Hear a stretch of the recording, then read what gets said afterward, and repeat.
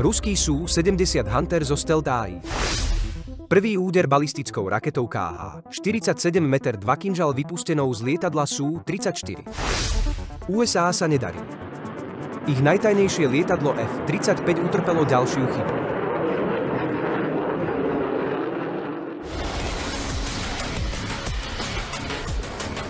Začiatkom augusta belgické ministerstvo obrany odmietlo prevziať prvé objednané lietadlá F-35 pre vážne chyby v počítačovom softvéri. Pentagon dokonca priznal, že americký výrobný program F-35 trpí logistickými poruchami a dodávky F-35 všetkým ich odberateľom sa výrazne oneskoria. USA sľúbili vyrobiť 150 lietadiel F-35 ročne, ale ako priznal Pentagón, podarí sa im vyrobiť o 50 lietadiel menej a situácia nevyzerá ružovo ani v najbližších rokoch.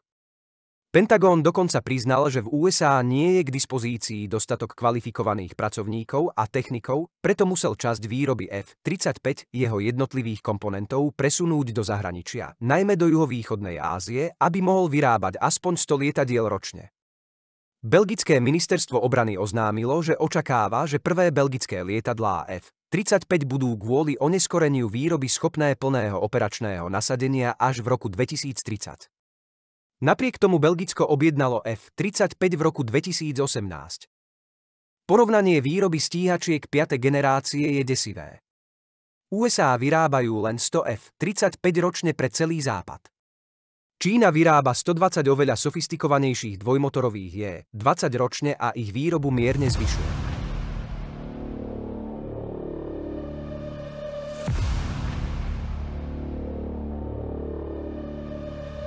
Rusko od roku 2022 vyrába len 14 až 20 stíhačiek Sú-57, ktoré sa považujú za oucitera.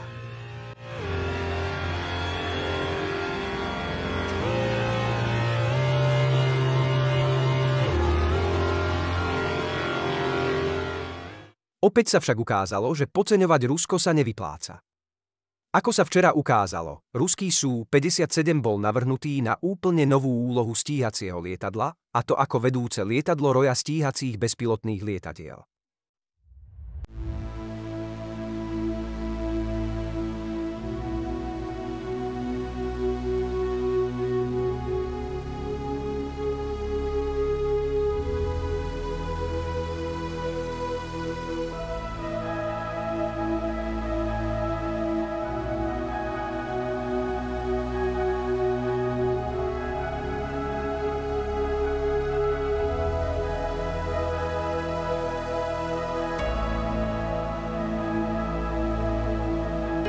Sú-57 vo svojej najnovšej konfigurácii, ktorá bola včera odhalená, má výrazne vylepšené komunikačné schopnosti a pokročilú umelú inteligenciu.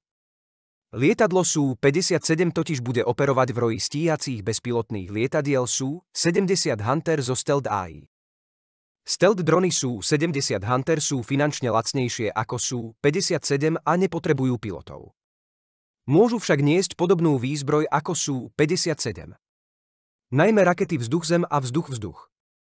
Majú oveľa nižší radarový prierez ako F-35. Môžu operovať až niekoľko 100 kilometrov pred Sú-57 a zasahovať a ničiť ciele protivzdušnej obrany, ako sú letiská. Do konca roka sa očakáva, že prvý útočný roj pozostávajúci z lietadiel Sú-57 a niekoľkých Sú-70 zaútočí na ukrajinské letiská v západnej časti krajiny, odkiaľ lietadlá štartujú a vypáli na rusko-britské a francúzske rakety dlhého doletu. Rusi sa doteraz neodvážili vystaviť svojich pilotov nebezpečenstvu zostrelenia nad západnou Ukrajinou, a preto ukrajinské lietadlá mohli lietať a odpaľovať rakety na západnej Ukrajine v relatívnom bezpečí. Do konca roka sa to skončí. V oblasti začnú operovať lietadlá Sú-70 vybavené raketami 77 m s doletom 110 km proti lietadlám a raketami KH-59 Mk2 s doletom 290 km proti pozemným cieľom a 300 kg výbušnou náplňou. Tie budú z východnej Ukrajiny zabezpečovať Sú-57 vybavené modernými radarmi, senzormi a napojené na ruské satelity. Niekoľko zvyšných ukrajinských Sú-24, ktoré odpaľujú britské rakety dlhého doletu na Krym, bude rýchlo zmietnutých z oblohy a ich základne zničené. Dokonca ani stíhačky F-16 nemajú proti Sú-70 šancu. Nemecká tlač preto očakáva rýchly zvrat vzdušnej vojny na Ukrajine v prospech Ruska. Lietadlá 5. generácie F-35 budú do Českej republiky dodané až v roku 2035, kedy budú beznádejne zastarané a kedy budú svetu vládnuť lietadlá 6. generácie a stíhacie drony. Fialoví bojovníci, ktorí budú dovtedy na dôchodku, sa vyhrážajú Rusku odvetou a trestom z F-35, čo je komické, pretože Rusko práve včera ukázalo, kam bude vývoj letectva rýchlo smerovať. Rusko včera uskutočnilo prvý úder balistickou raketou KH-47M2 Kinžal vypustenou z lietadla Sú-34. Rusko tak demonštrovalo, že balistické rakety Kinžal, ktoré dokážu bez problémov zničiť batériu Patriot na vzdialenosť niekoľkých stoviek kilometrov konvenčnou náložou, sa teraz dajú odpaľovať nielen zo 40 lietadiel MiG-31, 60 lietadiel Tu-22 3 m, ale aj zo 120 lietadiel Sú-34. Strela Kinžal má dolet 2000 km plus operačný dolet Sú-34 4000 km. Raketa Kinžal vystrelená nad ruským Belgorodom, odkiaľ sa rakety Kinžal zvyčajne odpaľujú na Kyjev, dosiahne Prahu približne za 10 minút. Ak ju Rusko odpáli, do 10 minút zničí jadrovými výbuchmi všetky české letiská, z ktorých môžu vzlietnúť lietadlá F-35. Nebude žiadna odveta, ktorú sľubujú českí fialoví derviši, pretože F-35 budú zničené, rovnako ako tých niekoľko letísk, z ktorých budú môcť po mnohomiliardovej modernizácii operovať. Na druhej strane lietadlá Gripen sa dajú rozptýliť na slušné rovné asfaltové cesty, dokonca ani nie diaľnice a operovať odtiaľ.